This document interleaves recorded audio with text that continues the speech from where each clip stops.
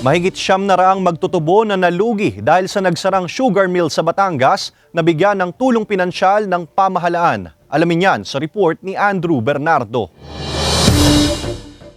Kinumpirma sa GMA Regional TV Balitang Southern Tagalog ng samahan ng maliliit na magtutubo o Sugar Folks Unity for Genuine Agricultural Reform Batangas na hanggang ngayon hirap pa din ang sitwasyon ng mga maggagapak at magtutubo sa lalawigan dahil ito sa pagsasara ng isa sa pinakamalaking sugar mill sa bansa na nasa bayan ng Nasugbu sa lalawigan noong Desyembre ng nakaraang taon. Ayon sa grupo, miski ang natitirang sugar mill sa Balayan, hindi na rin kinaya ang malaking volume ng tubo na pinaiilo sa kanila simula pa noong Hunyo ng taong ito. Madaming tubo na hindi na ilo.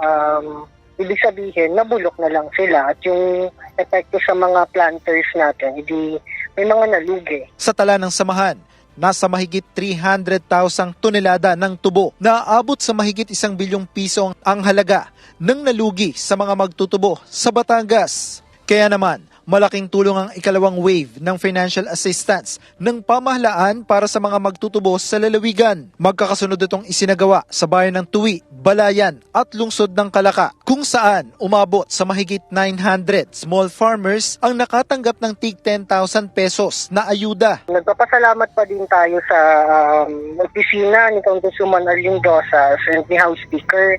Dahil through their efforts po in collaboration with Sugar, nagtutuloy-tuloy yung pamimigay ng ayuda. Pero aminado ang Sugar, hindi pa rin ito sapat para palitan ang nalugi sa kanila. Naniniwala sila na ang pagbubukas pa rin ng nagsarang sugar mill ang pangmatagalang solusyon sa kanilang sitwasyon. Samantala, hiningaan ng news team ng pahayag ang kinatawan ng Gabriela Party List, DSWD at kinatawan ng unang distrito ng Batangas pero wala pa silang tugon.